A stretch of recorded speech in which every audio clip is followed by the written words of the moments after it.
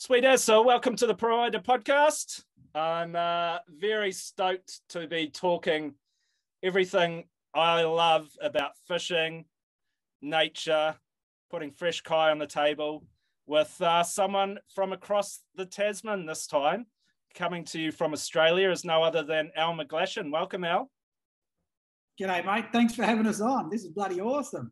Yeah, no, cool, mate. I've been thinking I need to hook up with some Aussies on this podcast series, and I've fished with my fair share of Aussies over the years, especially with my first business. To be honest, the lion's share of my customers were Australian. You guys just crazy mad on anything fishing, especially snapper and kingies.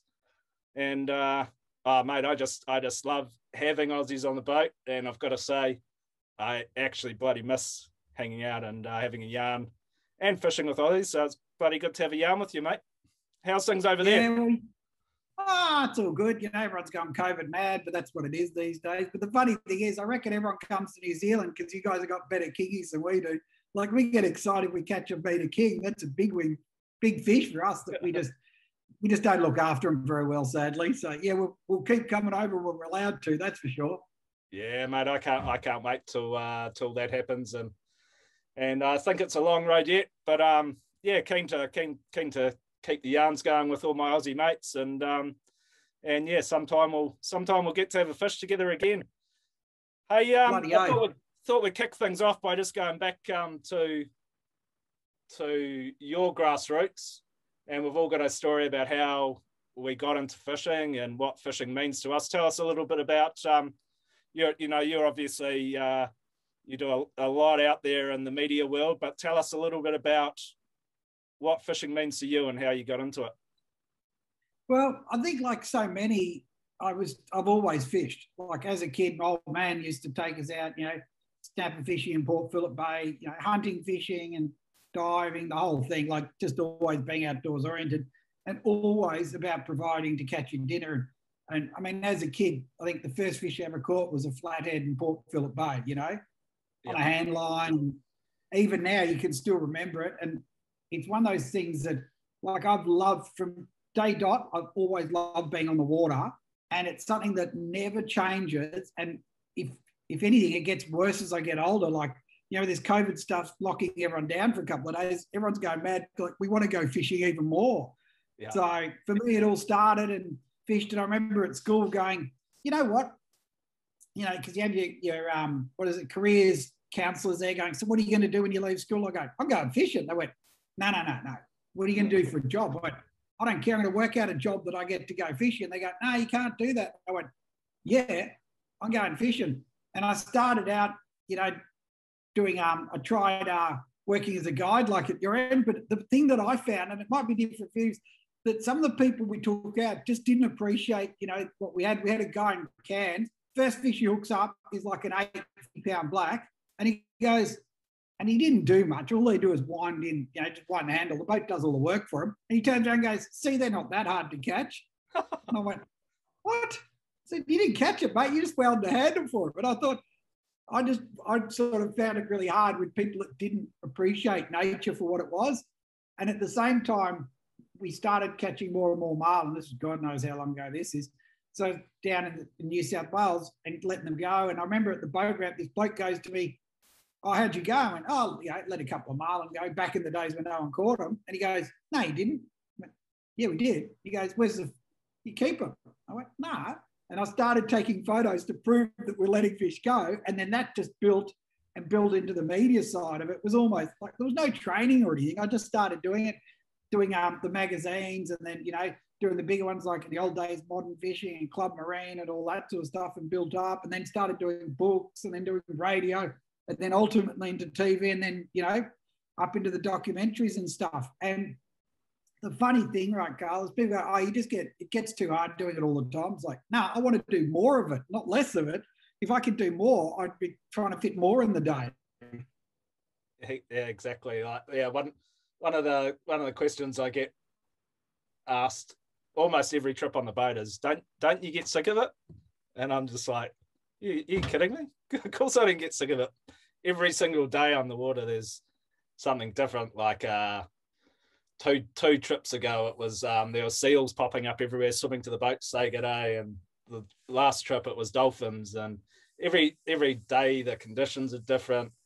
What you what you see above the water is different. What you catch from below the water is different. And once when you're chartering and guiding, every person that you take out is different. Has got a different backstory, and there's always something different to talk about. So yeah, and that's exactly it. With our latest series that we did, Fishing with Mates, that's what the whole thing was about, because you go out with people and nearly all fishermen instantly become mates by the end of it. Like, because you share that same passion. You love seeing, whether it be dolphins or whales or a marlin or whatever it is you see that you come back with. There's so much more to it than just catching fish.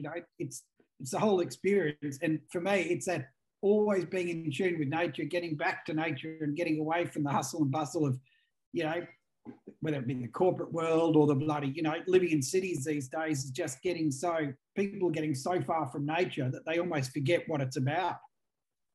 Yeah.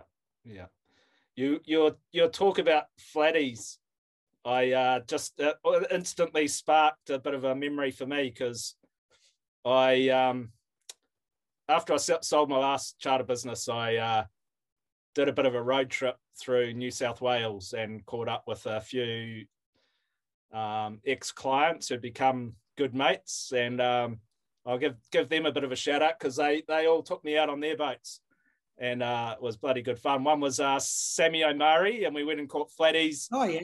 Went and caught flatties in Sydney Harbour, and then cooked them up that night, and geez, exceptionally tasty fish. And then Anthony Dimitri on the Big Banana took me out chasing snapper, but further up the coastline, and Michael Benici, he took me out, and I've got to say, we're up, is it Seal Rock, somewhere up around there, where you got some lure only marine parks, and lots of lockouts up there, and we had one of the most incredible sessions on kingfish. And I've got to say, the size, they're really good kingies, like sort of 15 to 18 kilo kingies on stick baits. We're right at the tail end of the day. We caught some nice snapper on soft plastics, and then tail end of the day, we'd seen a bit of bait on this rock earlier on in the day, went back to it. We pulled up there, and the whole surface erupted with pilchards just flying into the boat, and there were kingfish everywhere on the surface, and we caught 15 to 18 kilo kingies on stick baits, and then a really nice one on real light gear on soft plastics. That's good. I'll never forget that day. It was awesome. Well, in the old days up there, when we were allowed to fish all like Seal Rocks itself, all the rocks there, that's where we caught all our biggest kings. All my big ones came from there. Middle of winter, when no one's there, bloody cold, and caught. I still remember one day we're trolling a little yakka along, and we looked out the back, and all these salmon were following it, and it just exploded. Went, oh bloody hell, a salmon's eating it, or cow-eye for you guys. And every time we hook up, doesn't matter what it is, treat it as a big fish, drive out, try and pulling it out, going, something's not right here, eh? Up comes like 28 kilos of kingfish, and we all watched it, and no one saw it eat the bait, in amongst all those salmon, like it was just bizarre. But yeah, sadly, a lot of those areas have been locked up. We've had massive issues here with the greenies. Just instead of managing fisheries, it's lock it up and throw away the key and pretend it's going to fix itself. Sadly, it hasn't worked at all in New South Wales. It's just completely stuffed it even more for us.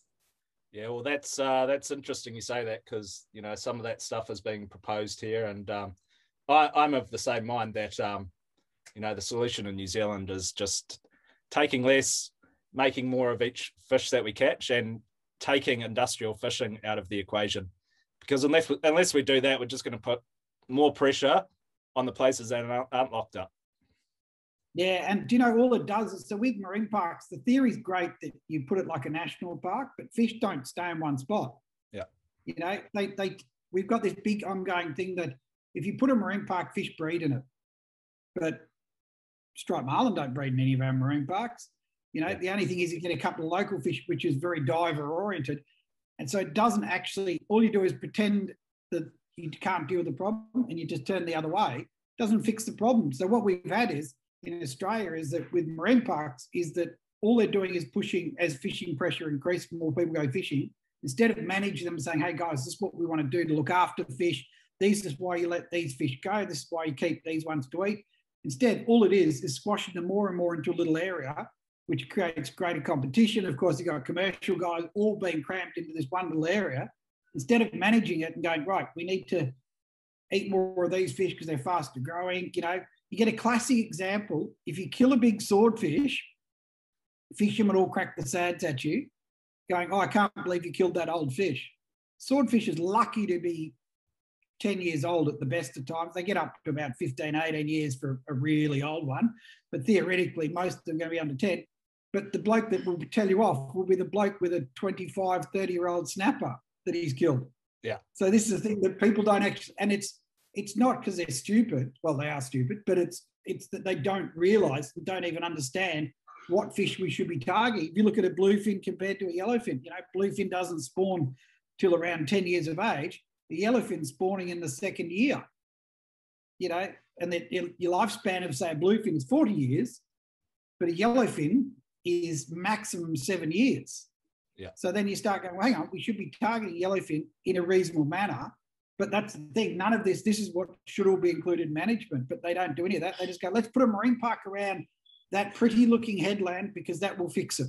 Yeah. But a dive boat can go and drop its anchor right in the middle of it on all these local sponges that are found nowhere else and drag its anchor across and smash them all up. And you just go, you're not fixing it. You're not working what the problem is, you know? So 100%. And yeah, I hope all the Kiwis listening in are listening to this, because unless everyone stands up for some of the stuff in the Hauraki Gulf Marine Park that's been proposed, we're heading down the same route. So be vocal and be part of the consultation. We might go on to something a bit more positive now, and talk about what's your favorite fish to eat, mate. I see you've among some of the content you put out has been some books about fishing, and I think I commend you for sharing your knowledge, and it's bloody awesome for people that know how to do it to teach other people how to go out and catch fish. You've also written one about how to catch and cook fish. Tell us a little bit about that, and what's your favorite way to cook fish up, and what's your favorite way to eat it? What's your favorite sort of dish if you could go and catch anything and put it in the fry pan or on the table, what would it be? I reckon it'd be swordfish. I absolutely love swordfish. And the beauty is with swordfish is that I'd say they're easy to clean. So not like a tuna where you have to process it quickly, get on ice, get that core temperature down. With a swordie, you just pretty much gut it and gill it and just start chopping up. But freshly grilled on the barbecue, it has to be the simplest and easiest fish to cook. And I absolutely love it. Like, just brush it with olive oil, bit of seasonal on it, and it is unreal. And the beauty is, because it's a relatively new fishery, like, we're getting better at it, but we've still got years to go before people start really perfecting what's going on. It's a fishery that I love that we don't know. Like, we go marlin fishing here, you catch marlin. It's a dime a dozen. Once you've got the core, you know, aspects right, you're set. It's very easy to do because we have the massive bait schools. You sit on the bait, fish go to the bait. You know, it's pretty much the takeaway counter. They go up the takeaway counter. Your live bait sitting there. You'll catch every marlin off those bait schools, like every single one. When people go, oh, they never eat the bait with a hook in its mouth, hook in it. That's the one that stands out. That's the one they're going to eat. So yeah. But for sword fishing, I suppose because it's complicated, because it's all, you know, 500-600 meters down, we're still very much in that early learning stage. So every time I go out, I either get my ass kicked and think that I've got it right and completely stuff it and the wrong thing happens. But it's that steep learning curve that I love, that we're not good at it yet. We're still learning, going, shit, we're catching bigger fish doing that. That shouldn't work. And why do they spend 10 minutes trying to eat a bait that's not moving, you know? To me, I love that. And then going home and being able to eat it. Like, I love catch and release, but I love eating fish. Yeah. I agree. It's and I think these times where, you know, the powers that be are trying to herd us into supermarkets, it really does push home to me where your food comes from, and it doesn't come from a supermarket. It comes from out there in nature. Yep, exactly. And I love swordfish as well. It's got a really unique texture, hasn't it? Like it's a little bit more like pork than it is fish. And when you see one lying in the bottom of the boat, you can see why they love eating stuff, don't they? Oh, it's amazing. We caught a big one. Coops, my young fella, caught a big one earlier this year, and I think 280 or 270 kilos or something. Anyway, we gut and gill them straight away at sea, and we went to gut it, and it had frost fish in it. There would have been 25, 30 kilos of frost fish, and they're like 1.5 meters, 2 meters long. Like, this thing was so full of them, it was ridiculous, you know? Like, he'd been down there and his bill was so jagged, it looked like we'd been dragging the bill over cement. Like, there's chips and chunks missing out of it. And then we caught a 160 a few days beforehand, and the bill's immaculate. You look at this thing going, what the hell's it been doing to those fish down there? Like, it's been clobbering everything. They must be such aggressive feeders, like, down there. I'd hate to see one of those if I'm sitting on the bottom and that thing comes charging out of the gloom. Yeah, no, you're right. What tell us a little bit about without giving too many secrets away. What sort of bait are you using? What sort of depth are you fishing? Well, for us, it's pretty similar with swordfish. It seems everywhere in the world, that 400 to 600 meters seems to be, you know, that depth seems to be where they're sitting, which is what satellite tagging showing that they like that depth during the day. For us, we've been trying the standard squid and all that sort of baits, which has been fine. What I've started doing is changing my approach. So the same as, you know, matching the hatch, so to speak. So when we're marlin fishing, you find the slimy schools, the marlin will always be on the slimies over, you know, the yakkers, the cow and young, the red bait, always find the slimy. So what we've started doing is running an electric reel to try and catch the bait off the bottom. So when we use the furinos, find them, mark the bait up, go, there it is. What we're trying to do now is catch the stuff off the bottom. So when we catch swords, we go, oh, look, there's gemfish there. Every time we've caught a sword, there's been gemfish. The big one for us has been frostfish. They absolutely love frostfish. We're still perfecting trying to catch the bloody things. But yeah, if you put a frostfish down, we caught one earlier, put it down, every bit of it got eaten by a sword. But it goes back to the same thing, you know, with our marlin fishing, we can now identify, you know, where, like looking at bait, go, oh, they're cow and young or leather jackets there, that's slimy mackerel on top, that's the bit that's going to have the fish, drop the jig down 50 fathoms, 40 fathoms, whatever it is, catch them. We're now trying to learn that. But of course, now we're all doing it at 600 bloody meters rather than, you know, on the 80 fathom line. So it makes it a lot harder. So yeah, it's changing it. But if I can match that and catch more off the bottom and use that for bait, it seems to be the best. Although, having said that, I don't think swords are super fussy when it comes to what they eat. Yeah, actually, funny you should say frostfish. The second one I ever caught, we went out, specifically went out blue nose fishing. You call them blue-eye trevally. Really good eating fish. We had a really good day. And I had a couple of game rods on, so I said, "Oh, let's drop for a sword on the way home." And we caught a smaller one, pretty much within 5 minutes of dropping. And then while we're blue nose fishing earlier in the day, we'd caught a frostfish, and I said to the boys, "Let's chop that in half and chuck it down and see what happens." And sure enough, that's when a real good, I think about a 130 kg fish piled on, and that was, again, it was like within 5 minutes. They're either there or they're not, aren't they? Like when the fishing's hot for swordfish, it's pretty hot. When it's on, it's on. We get a lot of bites. We think initially we used to, and this is the great thing, you don't actually know. We initially thought as soon as the bait hits the bottom, you literally get a bite. And probably 30% of our fish we've caught are in the first minute of hitting the bottom. But when we look back, I don't think it's always even hit the bottom. I think the bait is still quite often going down. The sword's seen it moving, comes charging and belts it. It's knocked the weight off anyway. So you think you've hit the bottom and snapped the weight off accidentally or something. Half the time I reckon the sword's seen it, just coming and gone, I'll eat that, smashed it and got them on. And the amount of times we've hooked them up straight away has been insane. But is that telling us that, now we've got to try and work out how far off the bottom this is regularly happening? Is it right on the bottom? Are we finding that they're sitting 100 metres off the bottom when it goes through there? That's where they're sitting. There's all these things that we're still trying to learn. And over here, it's really interesting because we don't get a number of people swordfishing. We get a lot of people that will wait until you catch a swordfish and then they all rush out and have a go. It's the sort of trend. Yeah. Well, it's with kingies, with anything. It used to be you can't go fishing and try. Now everyone seems to wait and go, what are your marks, Carl? Where were the fish? I need to know. And you go, hang on, you've got to get out there. You mean I have to keep going and catching it and, finding them? And I've done 3 days of catching nothing before I found them. And then all of a sudden, well, I need it now. And it's very different for what I grew up doing. When we grew up, everyone went fishing up and down the coast and trying. And, now as soon as you catch them, everyone goes, I want to know where they are. Yeah. I suppose that's social media. That's what it's all, stands on these days. Yeah, there's nothing like doing the hard yards, and having a look around yourself. And, more rewarding. So tell us a little bit about another one of your mediums, so talk cookbooks.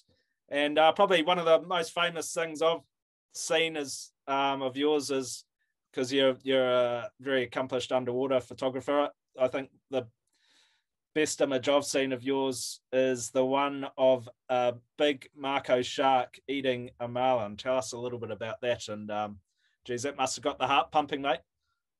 Yeah, and the funny thing with that, it was one of those days where everything came together. So it was the first day ever, and this is before we had GoPros. We'd put a little camera up on the boat to film the deck. It was the very early days of filming. We're still doing Strike Zone in those days, which I think was actually, would you believe it's still DVD stage, that old now. And I'd set up and I'd started shooting underwater, put a camera on the side, like a little, camera or video camera on the side of my stills camera. And I had fisheries and the water police on board, and we're doing a short doco on how to release marlin, like teaching people to do the right thing and how to do it. We caught one, let it go. We got this fish up and said, right, I'll jump in, do the underwater with it. We'll get all the shots, show how to do it, show a fish swimming off, properly. And when we were fighting it had been a weird fight. Every time he kept racing off this striped marlin, and as we got up on him, we'd mark a second fish underneath. Oh, there's the second one. Let's get to it. Try and drop a bait on the second one. As soon as that happens, the fish would bolt again. And of course, we never realised it was obviously the Mako just, sort of shadowing around, waiting for his chance. And we're like, anyway, so I got in the water, I did the shots, we're doing it all, currents, rages, I'm punching along trying to keep up with this fish. And I've dived down and the fish is sucked right up against the boat. So it's weird, they don't normally do that. And he saw me and seemed to be sort of scared. Normally they don't really care about you in the water. Anyway, and I said to the guys, like, final shot is you hold it, as you let it go, I'll dive down and get this nice panning shot as it goes. So I've dropped back a little bit to swim in. As I've dropped back, I felt this whoosh beside me, like the water move. Wow. And I've turned around thinking, what the hell? Looked in front. And you're only talking 1.5 meters, 2 meters in front of you. Because remember, I'm shooting a fisheye for that shot. So it looks like it's wider and further. Here's this massive Mako latched on. So he's pushed me out of the way, grabbed the marlin. But the worst thing is, Carl, everyone on the boat isn't reacting. So I'm looking underwater going, fuck, that's a bloody huge Mako. And then I've looked above and they're still holding it by the bill and looking at it. And I'm going, your mind's going, processing 1,000,000 miles an hour going, I don't understand. This doesn't make sense. So I look back under, and it was only when the Mako started, he bit midship, right? And he worked his way down the tail. It was amazing to watch. Like sad for the marlin, but it's still amazing. Got to the tail, and when he got to the tail, he just went snap and snapped the tail off. Of course, the marlin's kicked. Everyone on board finally woken up that there's a bloody... They thought it was propped. Yeah. That's what they thought initially. Yeah. And you can see on the camera with this huge shark there. And you're talking, for them, it would have been, 2 foot away from them. And it shows they had no idea at all that it was attached to it. And then, of course, it snapped it off. And then they all looked around the water going, and I'm hiding behind my camera going, click, click, click, click, the shooting still straight flat stick. And then as soon as the Mako had bitten the tail off, it turned around and swam off. And obviously typical of, predator, and disable your prey, back off, let it die so you don't get damaged. And plus, you got this big fat pink walrus thing paddling around the water next to you. It would have been, because he was there the whole time, and he actually waited till I moved out of the way. And it wasn't for my well-being. It's because, am I a threat? It doesn't know what I am. It's trying to, exploit the situation because there's a distressed marlin there, and come in. And then once it did it, the poor marlin's on top. I've got back in the boat, and everyone goes, "Well, why didn't you get back in the boat earlier?" And you go, "I can't get in the boat because there's like 300 kilos of mako that I've got to climb over his back to get in the boat. I'll stay over here. I'll wait till he's finished. Don't worry about that." So yeah. And it was, the best part was though that I'd done a show for a current affair, like on fishing and how good it is and and I remember getting up on the side of the boat and ringing the producers for Channel 9 going, "Hey, that story," I said, "do you want to jazz it up a bit? I've got these great shots of this big mako eating a marlin." And they're like, "Oh, yeah. And I said, "So, it's really good." And when he pushes me out of the way, you can see the whole thing. And they're like, "Where are you?" And I'm going, and you're on, typical service. You're on the side of the boat trying to hold the phone up to get service. And they go, "I don't understand what you mean." And I went, "Well, I'm in the water. He pushed me out of the way and ate the marlin." And they go, "Is that on camera?" And I went, "Yeah, aren't you guys listening to me?" And they're like, "Right, go straight to shore now. We're having a camera crew coming straight up to meet you at the boat ramp." I went, No, I've got an hour to the tide. We're catching another marlin before we go in." And so, yeah, and then end up being the front of the paper. And it went, it's the most, I wish we'd got $1 for every time that photo's been used somewhere. They went viral. It went all around the world and everywhere. And in those days, you didn't make any money out of it like you would now. But yeah. It was one of those experiences, really sad, but really amazing to be able to witness something like nature in the raw, and to be in the water with such a huge mako and see it all play out right in front of you. Yeah, wow. That is a great example of nature, eh? Like, back tens of thousands of years ago, the hunter-gatherer trying to get some protein would have gone through the same thing, a tiger or a lion trying to bowl them out the way to get the prey. Pushing other predators, pushing each other away. And the funny part, so when it came up, and of course you get social media, you get all the bloody Fruit Loops and all the haters and that, to give the guys in New Zealand, when you're saying before about marine parks, this is the mentality you're dealing with, the guys that support the marine parks and the lockouts. I got told that I should not have taken that marlin from the safety of the estuary out into the ocean where sharks might get it. Yeah, mind boggles. What are you dealing with there? Like, are you serious, mate? Like, this is the concept that some of these people that are working behind. You just go, I don't even know how to argue with that. Yeah, that's where you say, mate, you might be a little bit vitamin B12 deficient. Well, sadly, that's the problem. Evolution's not doing its job and getting rid of the really dumb ones. Yeah. Now, mate, one of the things I've bloody enjoyed since I still do some guiding, but nowhere near as much as I used to, and that's given me more time to fish with my family. It's one of the things I absolutely love. So I've got two children, Bella and Oscar. I've got partner Tia and my stepson Noah, and yeah, we love getting out there fishing, diving. Tell us a little bit about you got a family as well. Are they into fishing? Yeah, same thing. So my better half boards is mad keen, seems to catch bigger fish than me. And of course, Coop's my younger fella is absolutely obsessive. He's just turned 15. The little bugger's 6'3", and he's like a man-child thing now. And he's the luckiest little tin ass you've ever met in your life. Like last year during the holidays, we're chasing bluefin, hooked one about 90 kilos, caught that, put the gear back out, got a triple on. He's fighting his, pulled the hooks on it. The other two got theirs on, landed all the way to the boat. So the snap swivel hits the tip, the lure hits the surface, boom, gets another one on, fights it without a harness on 80, get the other two fish up, let one go, kept one, bring his up. It's this 130 kilo bluefin. Like, it took me years to catch my first big, 150 kilo bluefin.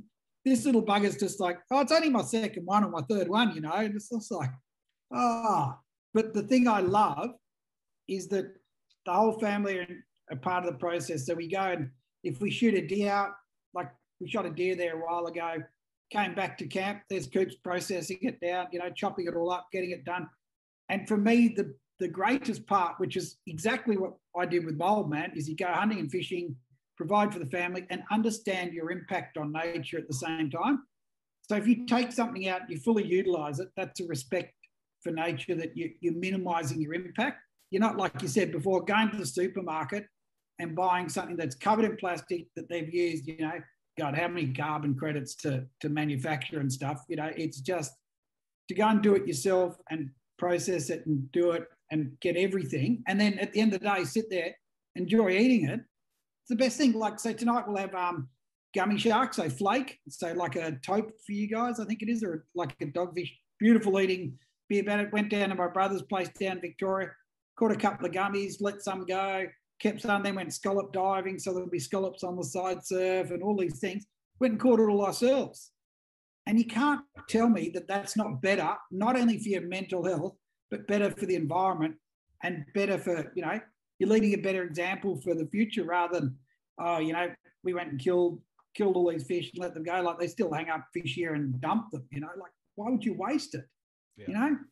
So yeah, to me, that's the best part of it. And doing it with your family, it can't get any better, and sharing experiences with them that you did with your father, which we're getting harder and harder to do these days. Yeah, 100%. Yeah, like some of my earliest and favouriteest memories of New Zealand and the outdoors is, camping right beside the water with my grandparents and cooking fish over an open fire. And I still, anytime I smell wood fire, it always just instantly takes me back there.